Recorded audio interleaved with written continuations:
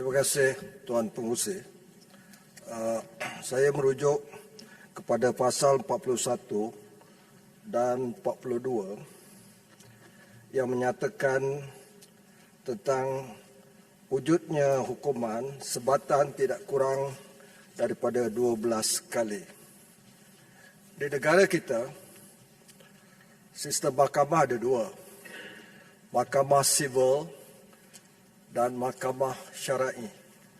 Di kedua-dua mahkamah ini wujud hukuman sebatan. Tetapi hukuman sebatan di mahkamah sivil sepatutnya dimansuhkan.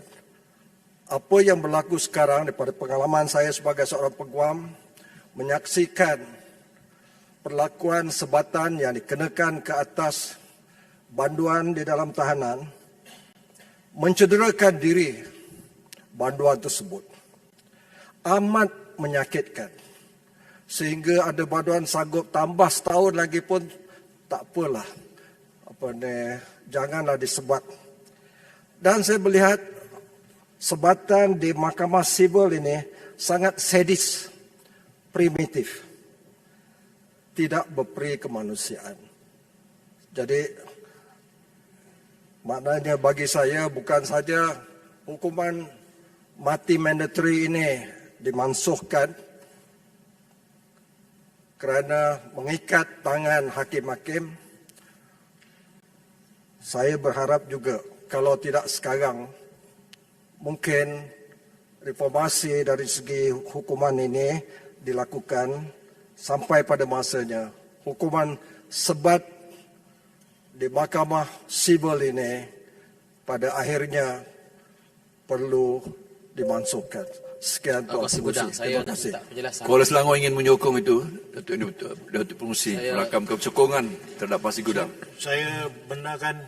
Saya nak minta penjelasan daripada Pasir Gudang, Tuan Pengerusi, kerana Pasir Gudang menyebut hukuman sebat di mahkamah sivil dan bukan hukuman sebat di mahkamah syariah. Adakah itu bermaksud bahawa hukuman sebat di mahkamah syariah ini tidak menjejaskan tubuh badan, kerana bahagiannya ada pandangan bahawa sebat di mahkamah syariah ini tidak bertamadun. Boleh Pasir Gudang ulas sikit lagi? Boleh. Jadi hukuman sebatan yang digunakan pakai di mahkamah syariah saya tiada masalah. Maksudnya mengikut kaedah yang bersesuaian dengan yang telah diputuskan oleh sistem kehakiman syar'i itu. Tetapi yang sivil ini cukup tidak berperi kemanusiaan, Tuan Pengerusi.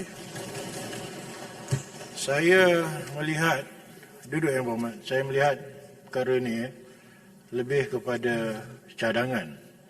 Yang Berhormat Menteri, ada apa-apa jawapan? Saya cakap dulu sikit, Yang Berhormat. Tuan Pengerusi. Saya bangun nak. 1 minit. 1 minit lah. 1 minit, Yang Berhormat. 1 minit. Soalan atau pencalahan. Saya cuma minta Yang Berhormat, saya masuk bahawa pindaan Seksyen 124K dan juga semua seksyen lain, hari ini terjemahan bahasa Malaysia di bahasa Inggeris diganti bahasa Inggeris. Yang Berhormat, saya minta supaya dipertimbangkan dalam bahasa Malaysia, semua bahasa Malaysia. Sebab yang kalau kita tak boleh terjemah, saya tengok cukup mudah macam apa tu perkara seksyen 124K, imprisonment for a term of not less than 30 years but not exceeding 40 years. Ini boleh terjemah dalam bahasa Malaysia, tapi nampaknya bila diterjemah bahasa Inggeris, diterjemah bahasa Inggeris. Jadi yang bahasa Inggeris kita sudah ada. Saya minta supaya yang bahasa Malaysia diganti dalam Malaysia. Yang Berhormat, kemelut ni kita dah duduk Yang Berhormat. Ya. Kemelut ni kita dah lalui. Authoritative text adalah bahasa Inggeris dan perundangan baik perlembagaan dan sebagainya membenarkan bahasa Inggeris. Jadi benda ni kita jangan retorik baliklah. Duduk Yang Berhormat. Saya tak retorik, Yang Berhormat. Hari ini boleh terjemah. Pandangan saya. Ya. Itu saya. Duduk Yang Berhormat. Duduk Menteri, sila jawab pada saya pandangan banyak ni. Terima kasih Tuan Pengerusi. Isu yang dibangkitkan oleh Pasir Gudang iaitu berkenaan dengan sebatan. Ini merupakan isu I think berdasar yang boleh sudah tentunya akan diambil kira di masa depan, sama ada untuk diperbaiki dan sebagainya. Kami akan mengkaji isu ini dengan lebih mendalam di masa yang depan. Terima kasih Tuan Pengerusi.